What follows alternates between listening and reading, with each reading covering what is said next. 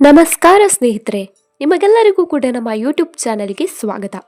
ಇಂದು ನಾವು ಎಲ್ಲರೂ ಎದುರಿಸುತ್ತಿರುವಂತಹ ಒಂದು ಬಹುಮುಖ್ಯ ವಿಷಯದ ಬಗ್ಗೆ ಮಾತನಾಡಲು ಬಂದಿದ್ದೇವೆ. ಅದುವೇ ಒತ್ತಡ.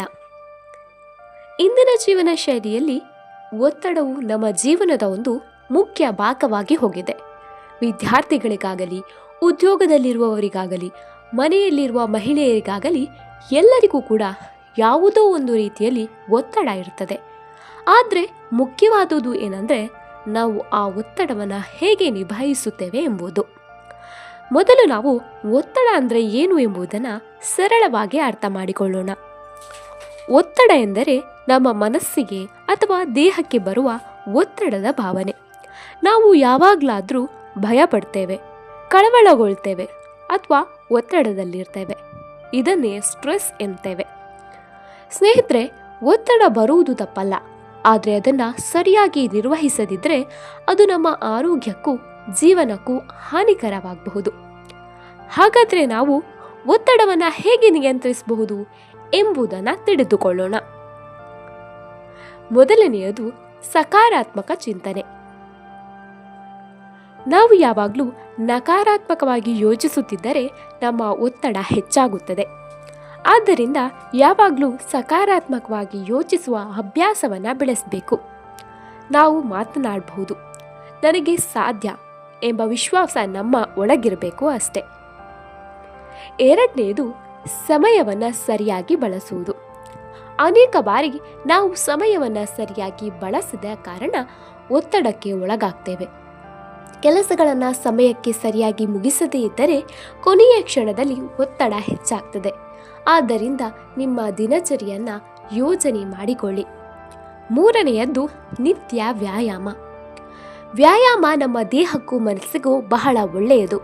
ದೇಹಕ್ಕೆ ಕನಿಷ್ಠ 20ರಿಂದ 30 ನಿಮಿಷ ನಡೆಯುವುದು, ಯೋಗ ಮಾಡುವುದು ಅಥವಾ ಸಣ್ಣ ವ್ಯಾಯಾಮ ಮಾಡುವುದು ಒತ್ತಡವನ್ನು ಕಡಿಮೆ ಮಾಡುತ್ತದೆ. ನಾಲ್ಕನೆಯದ್ದು ಧ್ಯಾನ ಮತ್ತು ಉಸಿರಾಟ. ಧ್ಯಾನ ಮಾಡುವುದು ನಮ್ಮ ಮನಸ್ಸನ್ನು ಶಾಂತವಾಗಿ ಇರಿಸುತ್ತದೆ. ಆಳವಾದ ಉಸಿರಾಟ ಮಾಡುವುದು ಒತ್ತಡವನ್ನು ಕಡಿಮೆ ಮಾಡಲು ಸಹಾಯಕವಾಗ್ತದೆ. ಐದನೇದು ಮನೆಯವರೊಂದಿಗೆ ಮಾತನಾಡುವುದು. ನಮ್ಮ ಸಮಸ್ಯೆಗಳನ್ನು ನಾವು ಒಬ್ಬರೇ ಹೊತ್ತುಕೊಳ್ಳಬಾರದು. ನಮ್ಮ ಸ್ನೇಹಿತರು, ಕುಟುಂಬದವರು ಅಥವಾ ನಮ್ಮನ್ನು ಅರ್ಥ ಮಾಡಿಕೊಳ್ಳುವವರೊಂದಿಗೆ ಮಾತನಾಡಿದರೆ ಮನಸ್ಸಿಗೆ ತುಂಬ ಹಗುರವಾಗ್ತದೆ.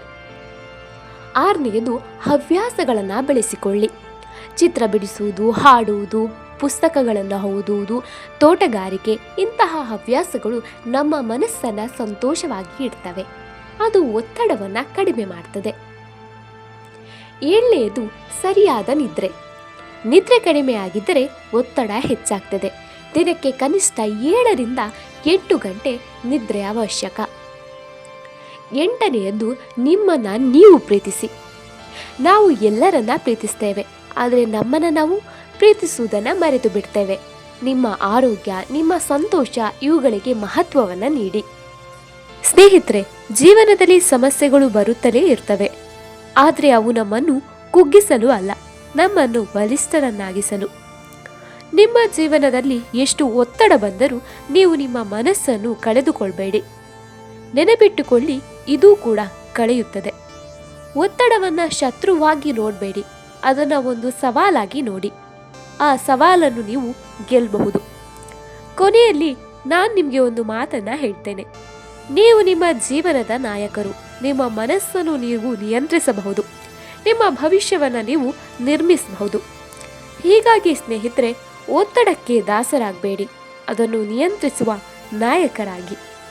ಧನ್ಯವಾದಗಳು ಸ್ನೇಹಿತರೆ. ನಿಮಗೆ ಈ ವಿಡಿಯೋ ಇಷ್ಟ ಆಗಿದ್ದರೆ ಪ್ಲೀಸ್ ನಮ್ಮ ಚಾನಲನ್ನು ಸಬ್ಸ್ಕ್ರೈಬ್ ಮಾಡಿಕೊಂಡು ನಮಗೆ ಸಪೋರ್ಟ್ ಮಾಡಿ.